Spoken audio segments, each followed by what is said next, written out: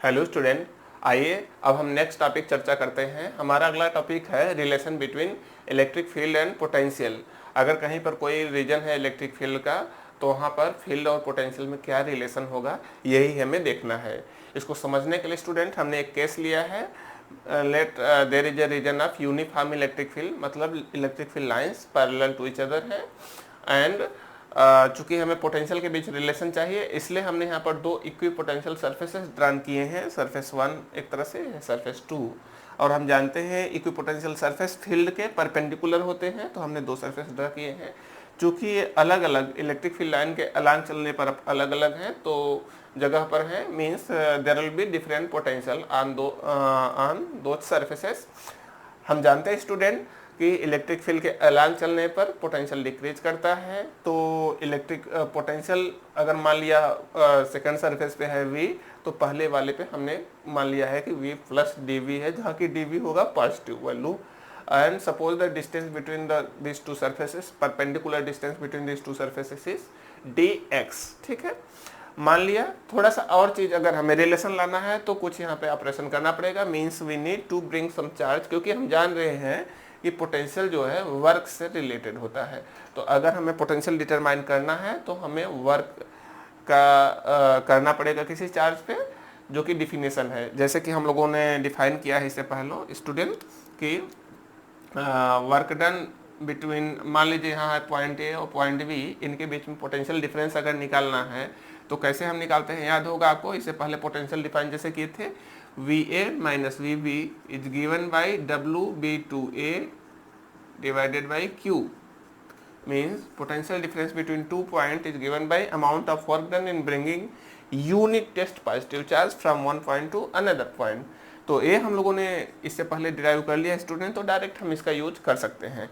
यहाँ पर देखिए स्टूडेंट, अगर हम potential difference between points A and B की बात करें तो ये होगा VA माइनस VB, मतलब VA की वैल्यू क्या है, V plus DV minus VB की वैल्यू है V, it will be equal to amount of work done in bringing the charge from B to A।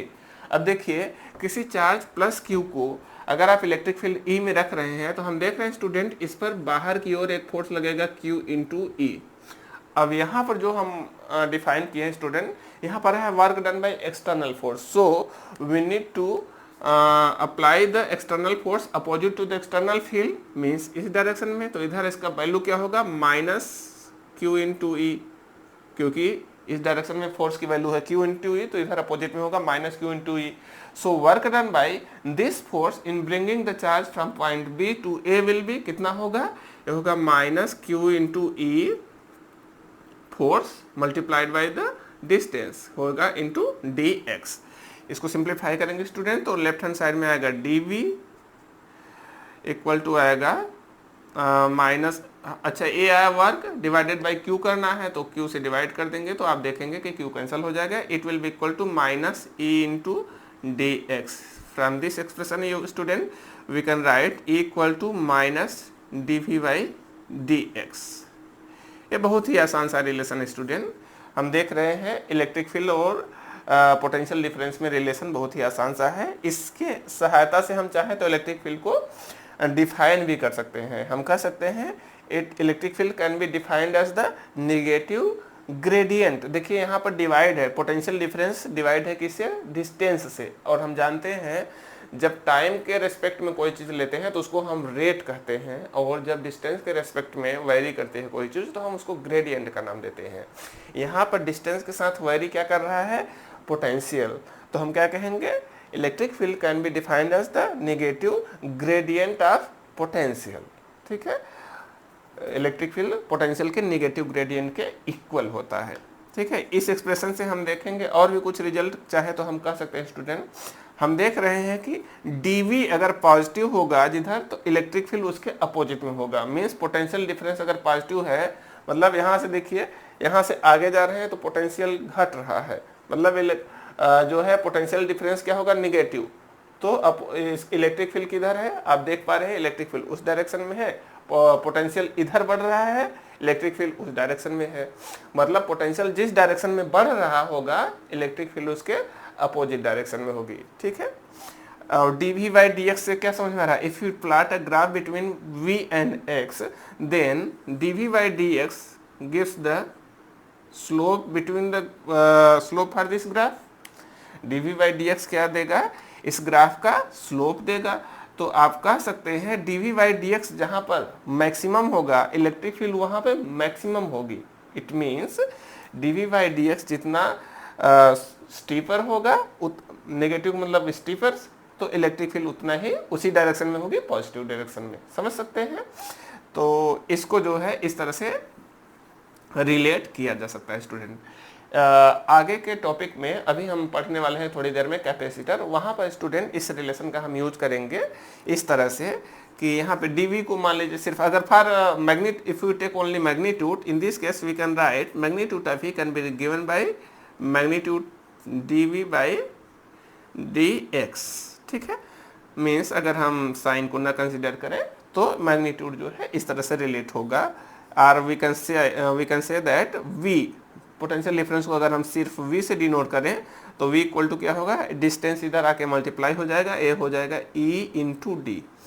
तो हम इस रिलेशन को, यही रिलेशन है लेकिन इसको हम आगे चलकर इस तरह से यूज करेंगे। मीन्स अगर कहीं दो पॉइंट के बीच में इलेक्ट्रिक फील्ड है E, उनके बीच में डिस्टेंस है D, तो पोटेंशियल डिफरेंस का वैल्यू क्या होगा, E इंटू डी। हम आसानी से यूज कर सकते हैं इसका। ठीक है, चलिए स्टूडेंट आगे चलते हैं हम। ये तो बहुत आसान सा रिलेशन था, इसमें याद रखिएगा यही रिलेशन हम आगे चल के यूज करेंगे। ठीक है, हमारा नेक्स्ट टॉपिक है स्टूडेंट पोटेंशियल एनर्जी के लिए। We are going to determine the potential energy of system of charges.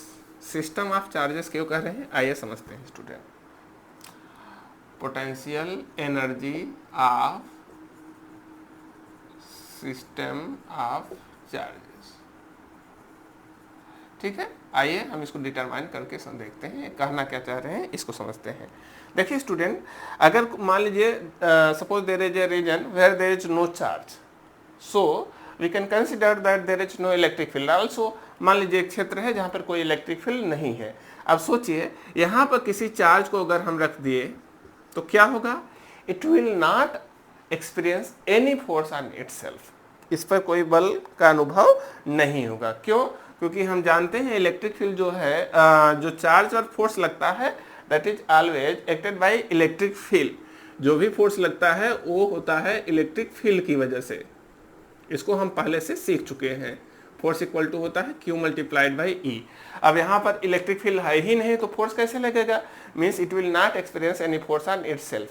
अब अगर इस पर फोर्स नहीं लगेगा तो इसमें एनर्जी कैसे स्टोर होगी, क्योंकि हम जानते हैं potential energy always get stored against some conservative forces. अगर कोई कंजर्वेटिव फोर्स प्रेजेंट है, in only that case if we apply some force against that conservative force, then that work done by external force get stored in the form of potential energy। तो यहाँ पर तो हम देख रहे हैं कि कोई फोर्स एक्सपीरियंस ही नहीं कर रहा है। मीन्स इस चार्ज को अगर आप कहीं भी टहलाएंगे एक जगह से दूसरे जगह, you will not require any force to do this. ठीक है, that's why you will not do any work in bringing the charge from one point to another. अगर ये अकेले है तो इसका अर्थ ये हुआ कि अगर कोई अकेले चार्ज है जो किसी और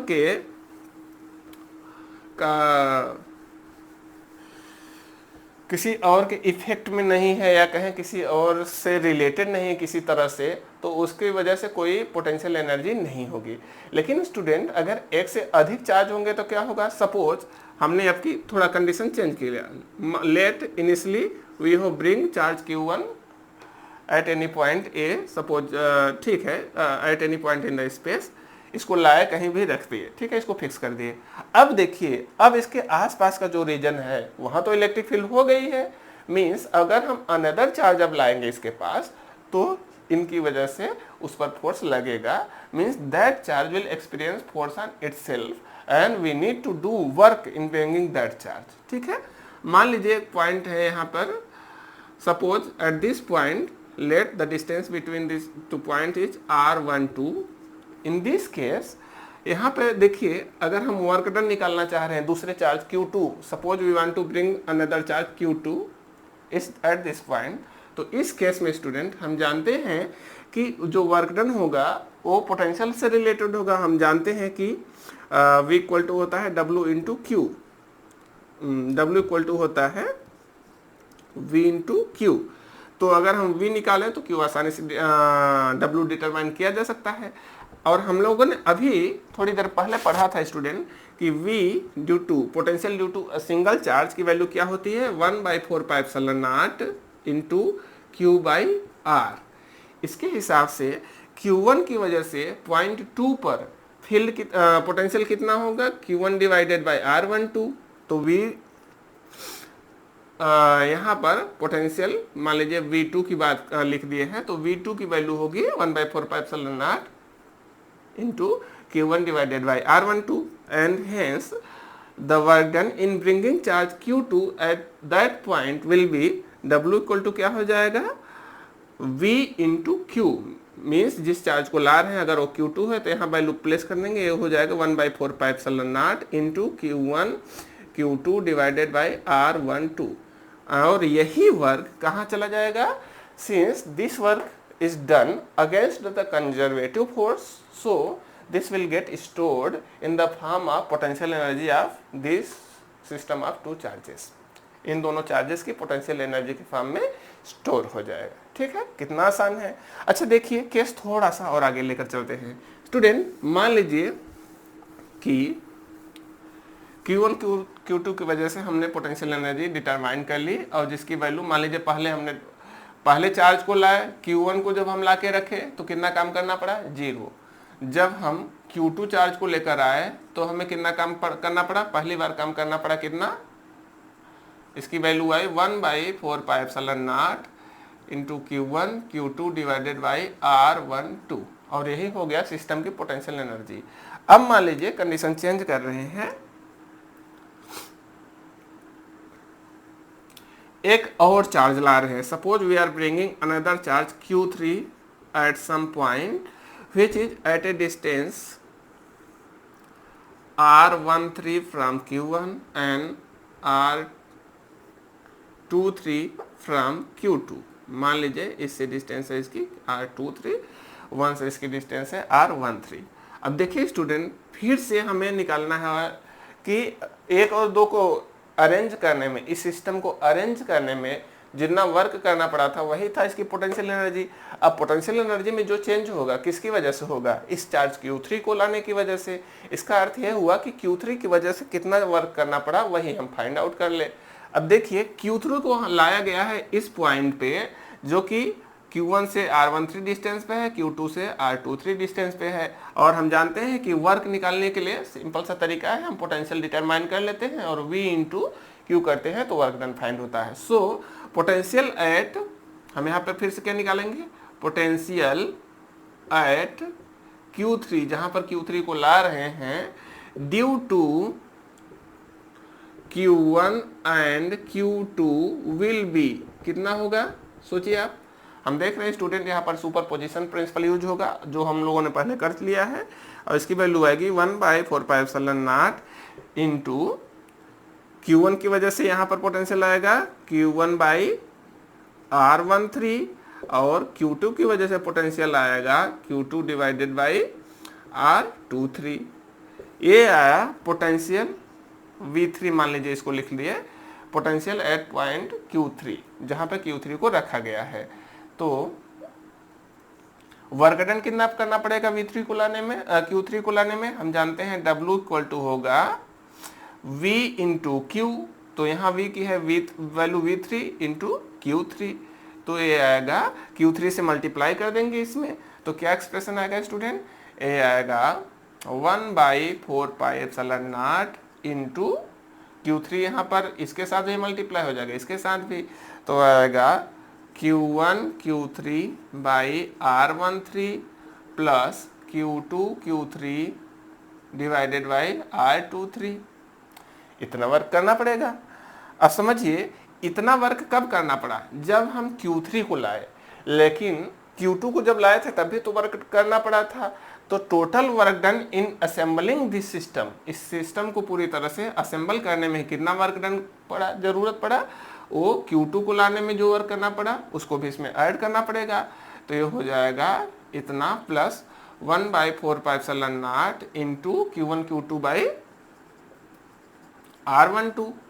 तो इस एक्सप्रेशन को ध्यान से देखेंगे स्टूडेंट, आप इसको थोड़ा सा हम जो है एक्सपेंड करके लिख रहे हैं, समझिएगा। आप इसको देखेंगे तो ये हो जाएगा 1/4πε0 into Q1 Q2 by R12 plus Q1 Q3 by R13 plus Q2 Q3 by R23 and so on. इससे ज़्यादा अगर लाएंगे। अच्छा स्टूडेंट, आप ध्यान से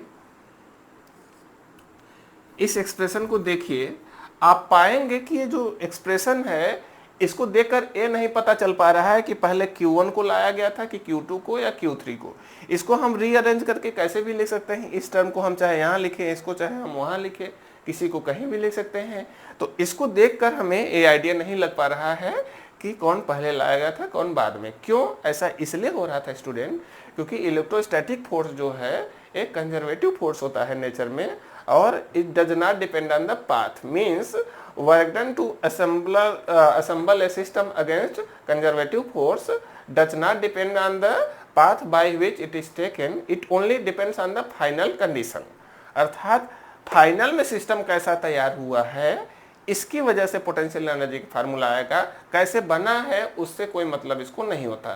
फाइनल में सिस्टम कैसा है इसकी टोटल एनर्जी सिर्फ उसी पर डिपेंड करती है। ठीक है, तो आप देख लिए स्टूडेंट कि अगर 3 या मान लीजिए 4 5 जितने भी चार्ज आते जाएंगे तो क्या होगा, आप देख रहे हैं जितने भी दो के पेयर में कॉम्बिनेशन, जितने भी पॉसिबल कॉम्बिनेशन है उतने आप करते जाएंगे। जैसे मान लीजिए एक चार्ज और आ गया Q4, जो कि सबसे डिस्टेंस इसकी चेक करिए। अब Q1 से डिस्टेंस हमने मान लिया कि Q14 हो गई, Q2 से डिस्टेंस मान लीजिए ले लिए R14, यहाँ से हो गया R24, तीसरे से डिस्टेंस हो गया R34। समझ रहे हैं। अब देखिए आपको क्या क्या ऐड हो जाएगा। अब Q4 को यहाँ पर लाने में Q1 की वजह से भी काम करना पड़ेगा, Q2 की वजह से भी, Q3 की वजह से भी, अर्थात इसमें 3 टर्म और ऐड हो जाएंगे। हाँ, क्या क्या 1/4πε0 into Q1 Q4 by R14 plus Q2 Q4 by R24 plus Q3 Q4 by R34। इस तरह से स्टूडेंट टर्म ऐड होते जाएंगे। जितना आप अलग चार्ज लाएंगे, अब देखिए एक चार्ज को लाए तो कोई काम नहीं करना पड़ा, जब दूसरे को लाए तो पहले की वजह से उसको लाने में काम करना पड़ा। अब ये 2 पहले हो गए तो तीसरे को लाए तो पहले की वजह से भी और दूसरे की वजह से भी काम करना पड़ा। चौथे को लाए तो पहला, दूसरा और तीसरा तीनों फोर्स लगा रहे हैं इस पर, तो तीनों की वजह से काम करना पड़ा। इस तरह से कोई भी कितने भी नंबर ऑफ पार्टिकल हो, कितने भी नंबर ऑफ चार्जेस हो सिस्टम में, हम उनके लिए टोटल असेंबलिंग में कितना वर्क डन यूज हुआ है आसानी से डिटरमाइन कर सकते हैं। For each pair of charges we determine the work done and simply add them, आपको टोटल रिजल्ट मिल जाएगा। ठीक है, ये बहुत ही आसान है स्टूडेंट। ठीक है, चलिए अच्छा आगे चलते हैं थोड़ा सा। हमने देखा यहाँ पर क्या क्या सीखा। एक चार्ज को लाएंगे तो कितना वर्क करना पड़ेगा, अगर सिस्टम ऑफ 2 चार्ज है, 3 चार्ज है, या जितने भी नंबर ऑफ चार्जेस हैं उसमें कितना वर्क करना पड़ेगा या उसकी फाइनल पोटेंशियल एनर्जी क्या होगी। ठीक है, हमने देखा कि जो वर्क डन करना पड़ता है वही होता है फाइनल पोटेंशियल एनर्जी, और फाइनल पोटेंशियल एनर्जी इस पर डिपेंड कर रही है कि फाइनल कॉन्फ़िगरेशन क्या है सिस्टम ऑफ चार्जेस का। ठीक है, आइए अभी देखिए स्टूडेंट, हमने जो केस लिया है इसमें जो चार्जेस थे यहाँ पर कोई पहले से फील्ड प्रेजेंट नहीं थी। मीन्स जो चार्जेस हम लोगों ने लाया है एक ऐसा रीजन में लाया था जहाँ कोई फील्ड नहीं थी। लेकिन सपोज ऐसा केस बने हम जहाँ पर चार्जेस के ला रहे हैं वहाँ पे पहले से कोई फील्ड प्रेजेंट हो। Means potential energy of charges in external field,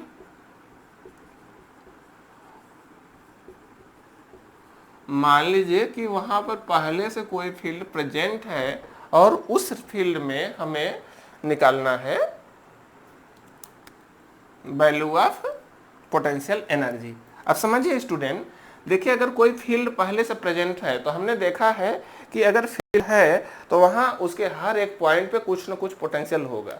हमने सीखा अभी कि अगर कोई फील्ड प्रेजेंट है तो वहां कुछ ना कुछ पोटेंशियल भी होगा, क्योंकि field and potential both are the properties of a region due to system of charges, due to configuration of charges. Charges की वजह से दो तरह की प्रॉपर्टी हो जाती है फील्ड में, एक होती है इलेक्ट्रिक फील्ड और एक होता है इलेक्ट्रोस्टैटिक पोटेंशियल। ये दोनों ही जो है प्रॉपर्टी ऑफ ए पॉइंट है, किसी पॉइंट पर चार्ज की वजह से इलेक्ट्रिक जो भी इफेक्ट रहेगा उसकी प्रॉपर्टी को डिनोट करते हैं। इसका मतलब अगर इलेक्ट्रिक फील्ड है तो कुछ ना कुछ पोटेंशियल होगा ही होगा। अब समझिए, मान लीजिए अब की हम 1 by 1 कर रहे हैं, अब की फिर से सिंगल चार्ज ला रहे हैं पहले फॉर सिंगल चार्ज। मान लीजिए पहले आप सिंगल चार्ज ला रहे हैं तो क्या होगा, अब समझिए मान लीजिए कोई पॉइंट है, इलेक्ट्रिक फील्ड पहले से अगर प्रेजेंट है वहां पर तो कुछ ना कुछ पोटेंशियल वहां पर होगा। अब मान लीजिए suppose there is some point where potential is V1 and we are bringing a charge Q1 at this point। हम एक चार्ज Q1 को यहाँ पर ला रहे हैं तो क्या होगा, हम जानते हैं स्टूडेंट अगर कोई फील्ड V1 है और वहाँ पे कोई चार्ज ला रहे हैं तो रिलेशन होता है वर्क डन का, हम जानते हैं V इक्वल टू होता है W by Q या W इक्वल टू होता है V into Q। Means we need to do work V1 into Q1 in bringing the charge Q1 at the given point. एक पॉइंट जहां पर potential है V1 वहां पर चार्ज Q1 को लाने में कितना वर्क करना पड़ेगा, V1 इंटू Q1। इसको मान लीजिए हमने W1 नाम रखा और यही जो वर्क हो जाएगा, यही वर्क स्टोर हो जाएगा in the form of potential energy of this charge, क्योंकि ये अभी अकेला नहीं है। समझिएगा, अभी ये सिर्फ इंडिपेंडेंटली यहाँ पर नहीं है, यहाँ पर पहले से फील्ड प्रेजेंट है, मीन्स इसके ऊपर फोर्स लग रहा है, इसको यहाँ पर लाने में वर्क करना पड़ा है। That's Y that work is get stored in the form of potential energy. ठीक है, अब समझिए, अब अगर मान लीजिए यहीं पे कोई दूसरा चार्ज ला रहे हैं, suppose there is another point V2 where we are bringing another charge Q2। ठीक है, कोई दूसरा पॉइंट है जहां पर की पोटेंशियल है V2 और वहां पर हम दूसरा चार्ज Q2 को ला रहे हैं। अब समझिए, इस चार्ज Q2 को लाने में यहाँ पर काम कब किस किस वजहों से करना पड़ेगा। एक तो चूंकि यहाँ पर पहले से फील्ड की वजह से यहाँ पर कुछ पोटेंशियल है तो उस फील्ड की वजह से काम करना पड़ेगा, उस पोटेंशियल की वजह से। और दूसरा जो चार्ज Q1 था इसकी वजह से भी यहाँ पर तो कुछ फील्ड ऐड हो गई होगी तो उसकी वजह से भी काम करना पड़ेगा। इसका मतलब अब की for bringing the charge Q2 the work done by external force will be कितना होगा, जो यहाँ फील्ड पहले से प्रेजेंट है V2 उसकी वजह से कितना काम करना पड़ेगा, Q2 इंटू V2। और जो Q1 चार्ज है, मान लीजिए इससे अगर डिस्टेंस इसकी है R12 तो उसकी वजह से कितना वर्क करना पड़ेगा, जैसा कि हम लोगों ने पहले किया है उसको डायरेक्टली आप लिख सकते हैं। It will be equal plus 1/4πε0 Q1 into Q2 divided by R12, इतना इसमें ऐड हो जाएगा। ठीक है, तो आप देख रहे हैं Q2 को लाने में इतना काम करना पड़ा। तो अब जो है Q1 और Q2 को मिलाकर जो सिस्टम बना, इसको लाने में, इस सिस्टम को बनाने में पूरा कितना काम करना पड़ा है। हम देख रहे हैं स्टूडेंट, जब Q1 को लाए थे तब इतना काम करना पड़ा था, Q2 को लाए तो इतना काम करना पड़ा, तो टोटल वर्क कितना करना पड़ा, Q1 into V1 plus Q2 into V2 plus 1/4πε0 Q1 Q2 divided by R12। ठीक है, और यही होगा, यही जो टोटल वर्क करना पड़ा है यही क्या हो जाएगा, it will get stored in the form of potential energy of the system. ठीक है, तो इस एक्सप्रेशन को ध्यान से आप देखेंगे स्टूडेंट, तो ये जो रिजल्ट है इसमें दो भाग हैं। एक भाग वो है जो अगर फील्ड ना होती पहले से तब कितना वर्क डन करना पड़ता, तब उस चार्ज सिस्टम की पोटेंशियल एनर्जी कितनी होगी। और हमने देखा दूसरा भाग वह है जो फील्ड की वजह से पोटेंशियल एनर्जी आया है। तो हम देख रहे हैं कि ये दोनों इंडिपेंडेंट हैं, एक दूसरे से कोई इनको फर्क नहीं पड़ता है, तो आप जो है ऐसे केसेस में क्या करेंगे, simply just add up total energy stored for each condition for each region present here. किसी भी कारण से अगर फोर्स का अप्लाई करना पड़ रहा है तो वर्क करना पड़ेगा, एनर्जी स्टोर होगी। ठीक है, तो आप अलग अलग फील्ड की वजह से एनर्जी निकाल लीजिए और चार्ज के सिस्टम की वजह से एनर्जी निकाल लीजिए, ऐड कर दीजिए, वही होगा total energy in external field. इसका एक स्पेशल केस देख लेते हैं स्टूडेंट, जो कि आपसे एग्जाम में हमेशा पूछा जाता है। जो दो चार्ज का सिस्टम होता है जनरली, इसको हम इससे पहले याद करिए, अगर ये दोनों फिक्स हो एक दूसरे से सर्टेन डिस्टेंस पे, तो इनके सिस्टम को हम नाम देते हैं डाइपोल। तो हम कह सकते हैं कि डाइपोल को जब एक एक्सटर्नल फील्ड में रखेंगे तो उसकी एनर्जी कितनी होगी। हाँ, we want to determine the potential energy of dipole when it is placed in external field. Potential energy of dipole in external field. आइए देखते हैं स्टूडेंट, इसके लिए इन यूनिफॉर्म एक्सटर्नल फील्ड, यही वाला केस खाली आप लोगों को पढ़ना है, नॉन यूनिफॉर्म नहीं पढ़ना है स्टूडेंट। आइए देख लेते हैं, नॉन यूनिफॉर्म के केस में वही कर लेंगे जैसा कि हम लोगों ने अभी डिटरमाइन किया, आप इजिली वो इस तरह से डिटरमाइन कर लेंगे। मान लीजिए यूनिफॉर्म इलेक्ट्रिक फील्ड का रीजन है, एंड सपोज, इसको समझने के लिए हमने एक चित्र पहले बनाया जाए। Suppose this is the region of uniform electric field, so the line will be parallel to each other and let यहाँ पर डाइपोल एक जो है एक जनरल आर्बिट्री कंडीशन इसकी ले रहे हैं। Suppose dipole is placed such that this is charge plus q and it will experience force on itself along the electric field and the minus q will experience force opposite to the external field minus QE। अब देखिए इस system of dipole का जो है potential energy कितना होगा, किसी angle पे इसको सेट करना होगा तो कितना वर्क डन करना पड़ेगा। आइए समझते हैं स्टूडेंट, आप ध्यान से अब देखेंगे इसको, तो ये जो डाइपोल है इसके दोनों चार्जेस पर अपोजिट डायरेक्शन में फोर्स लग रहा है। So these two forces together forming a couple of force, समझ रहे हैं? couple of force क्या होता है, जब दो इक्वल एंड अपोजिट फोर्स एक सिस्टम पर लगे साइमल्टेनियसली। ठीक है, तो यहाँ पर देख रहे हैं and their line of action should not be same in because in that case torque become zero. और हम जानते हैं स्टूडेंट, जब दो फोर्स एक साथ लगते हैं मीन्स कपल ऑफ फोर्स लगता है, उस केस में इन फोर्स का जो इफेक्ट होता है उसको हम टार्क कहते हैं। Means it will produce a rotational effect, it will try to rotate this dipole और try to align this dipole along the field. ये इसको अलाइन करने की कोशिश कर रहा है, रोटेट करने की कोशिश कर रहा है, और रोटेट करने के लिए ये इस पर टार्क अप्लाई कर रहा है। और टार्क की वैल्यू कितनी होगी, हम जानते हैं the value of torque is given by either force into perpendicular distance between them। और यहाँ पर अगर डाइपोल की लेंथ हम ले ले 2a, in this case the perpendicular distance between the dipole will be कितना हो जाएगा, अगर suppose dipole is making an angle theta with the electric field, in this case the perpendicular distance between the forces will be, ये हो जाएगा 2a into cos theta, इधर होगा 2a into sine theta, तो इसकी वैल्यू कितनी आएगी 2a into sine theta. तो टार्क की वैल्यू कितनी आएगी, the value of torque in this case will be force, either force that is q into e multiply by distance, perpendicular distance between them that is 2a sine theta.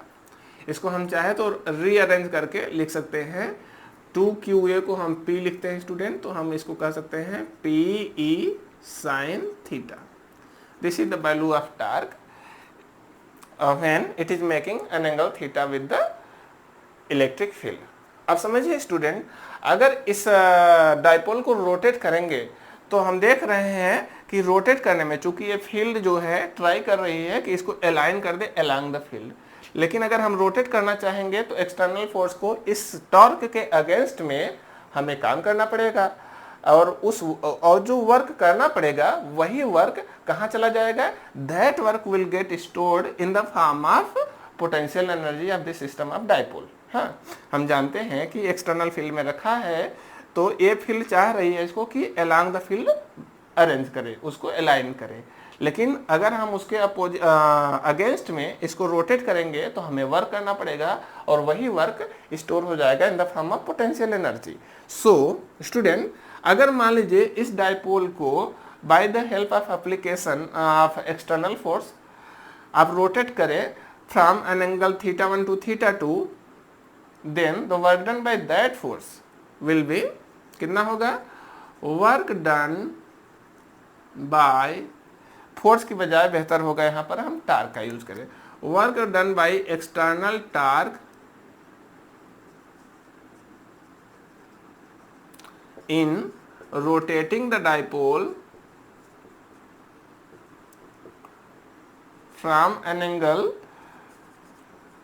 θ1 to θ2 will be कितना हो जाएगा, सोचिए। हम देख रहे हैं student कि जो टार्क की वैल्यू होगी, हम इससे पहले इसका क्लास 11th में पढ़ चुके हैं स्टूडेंट कि वर्क होता है आइदर फोर्स इनटू डिस्प्लेसमेंट, तो पढ़े थे, या तो आप पढ़े थे torque into angle by which it get rotated.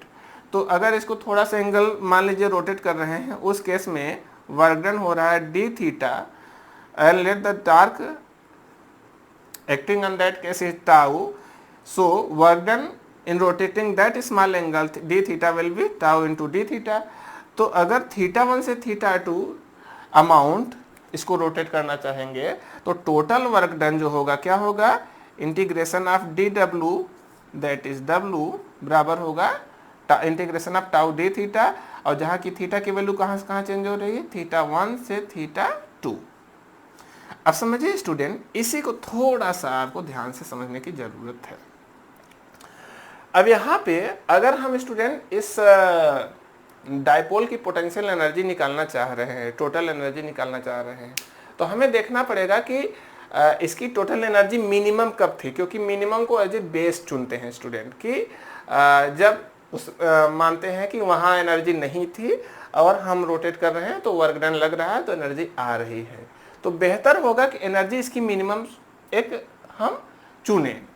तो देखिए स्टूडेंट, हम देख रहे हैं कि अगर जो चार्जेस हैं, ध्यान से समझिए, जब चार्जेस अलोंग द डाइपोल हैं, अलोंग द इलेक्ट्रिक फील्ड है, अलाइन हो मान लो डाइपोल, उस केस में आप देखेंगे प्लस क्यू जो चार्ज होगा माइनस क्यू जो चार्ज होगा, ये दोनों अलग अलग पोटेंशियल पे रहेंगे। मान लीजिए यहाँ V1 है, यहाँ पर पोटेंशियल है V2, तो इनकी वजह से यहाँ पे कुछ ना कुछ एनर्जी आएगी। जैसे इसकी एनर्जी आएगी minus Q into V1 plus इसका एनर्जी आएगा Q इंटू V2। अब V1 और V2 अलग अलग है तो इसकी वैल्यू तो जीरो होगी नहीं, कुछ ना कुछ एनर्जी आएगी ही। लेकिन सोचिए अगर डाइपोल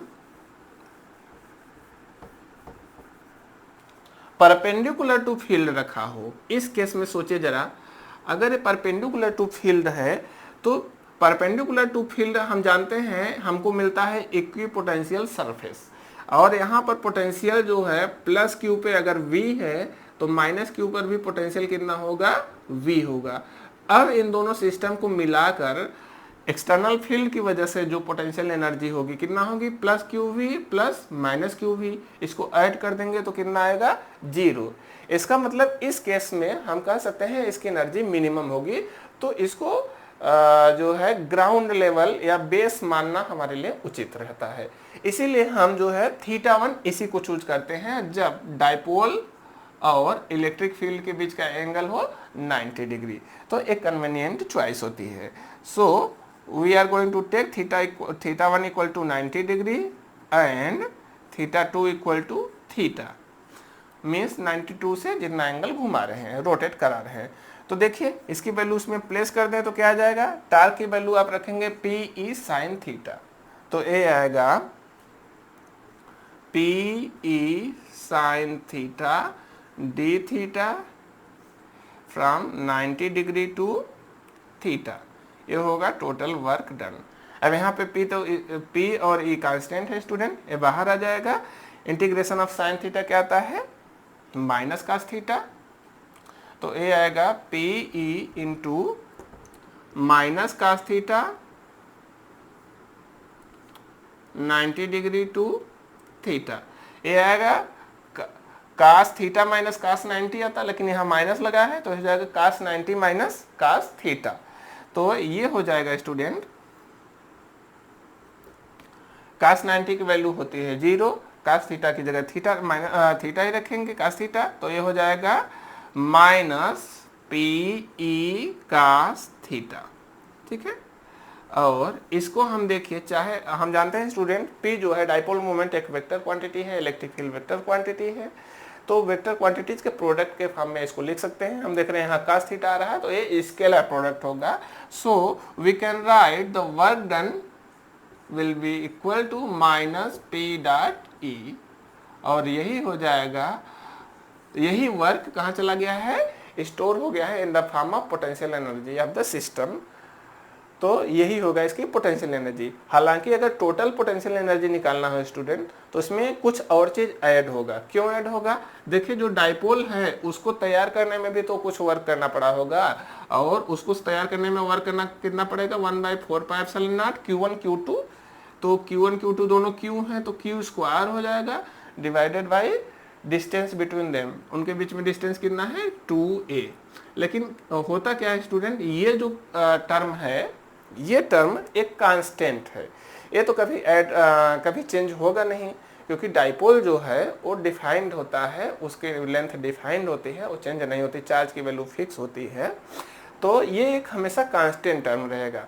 और पोटेंशियल एनर्जी जब भी निकालते हैं, पोटेंशियल जब भी निकालते हैं तो उसमें कांस्टेंट का कोई मीनिंग नहीं होता, क्योंकि हम वहाँ पे फ्री होते हैं कोई भी बेस चुनने के लिए, कोई भी आर्बिट्री वैल्यू से हम डिफरेंस मेजर करते हैं, तो इस कांस्टेंट का यहाँ पे कोई मीनिंग नहीं है। इसीलिए जब पोटेंशियल एनर्जी जब भी निकालेंगे डाइपोल का तो आपको डायरेक्टली यूज करना है minus P dot E.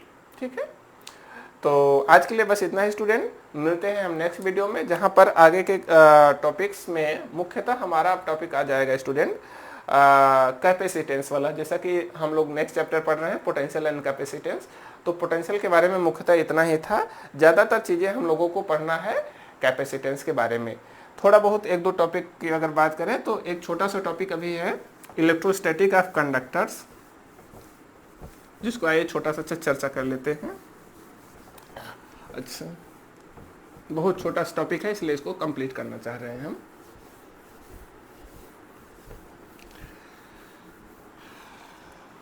Electrostatics of conductors.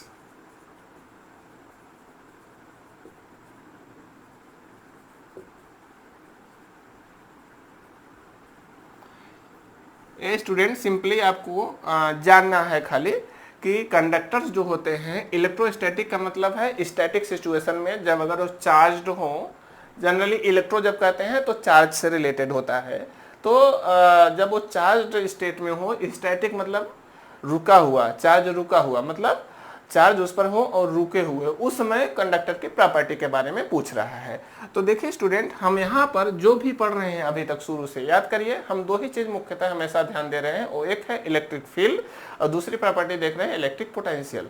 तो कंडक्टर से रिलेटेड भी यही दो प्रॉपर्टी हम लोग देखेंगे, एक होगी इलेक्ट्रिक फील्ड, दूसरा होगा पोटेंशियल। तो आइए देख लेते हैं। सबसे पहले हम जानते हैं student, if there is a conductor that is charged or uncharged, ठीक है, डिस्चार्ज, ठीक है, वो चार्ज हो चाहे अनचार्ज हो, डिस्चार्ज नहीं। डिस्चार्ज हम बैटरी के लिए यूज करते हैं, कैसे, डिस्चार्ज का क्या मीनिंग होता है बताएंगे बाद में। मान लीजिए ये चार्ज्ड है, इस केस में स्टूडेंट हम जानते हैं अगर इलेक्ट्रिक फील्ड और पोटेंशियल की बात करें तो देखिए क्या होता है, हमने देखा था student in the case of charged or uncharged conductor, अगर चार्ज है तो इस केस में अंदर इलेक्ट्रिक फील्ड की वैल्यू कितनी होती है, हमने फाइंड किया था, हमेशा इलेक्ट्रिक फील्ड की वैल्यू होती है 0, गॉस थ्योरम से हम लोगों ने फाइंड किया था स्टूडेंट, याद होगा। और the value of potential inside क्या होता है, हमने देखा था V जो है वो होता है constant throughout the whole inside place and it is equal to that of the value of potential at surface of this conductor, इस कंडक्टर के सरफेस पे जितना पोटेंशियल होगा उतना ही इनसाइड होता है। ठीक है, तो यहाँ पे हमने अभी अभी दो चीजें सीखा। Inside the conductor electric field is always zero, inside conductor potential is constant. अगर हम बाहर की बात करें स्टूडेंट, तो ये जो सरफेस है इस पर देखिए इलेक्ट्रिक फील्ड होगी कि नहीं होगी, सोचिए जरा।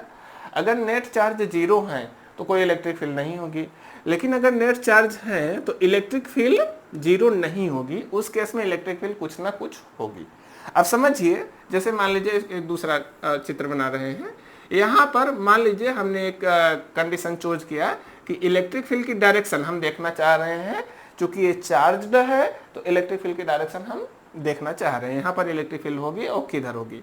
मान लीजिए एक हम आर्बिट्री जनरल डायरेक्शन ले रहे हैं, suppose electric field is making angle theta with the surface, surface से एंगल थीटा बना रही है। अब सोचिए स्टूडेंट, अगर ये थीटा एंगल बना रही है, then we will get two component of this field, one is along the field that is E cos theta and the other is perpendicular to the surface that is E sin theta.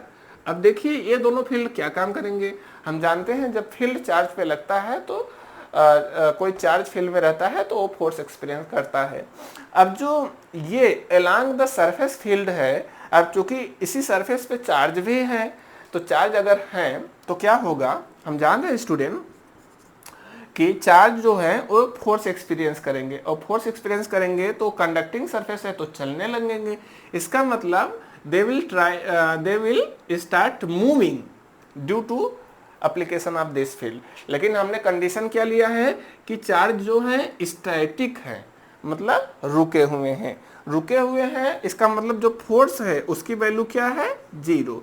और force की value क्या कब zero होगी, जब E cos theta की value zero हो। It implies that the value of E cos theta is zero.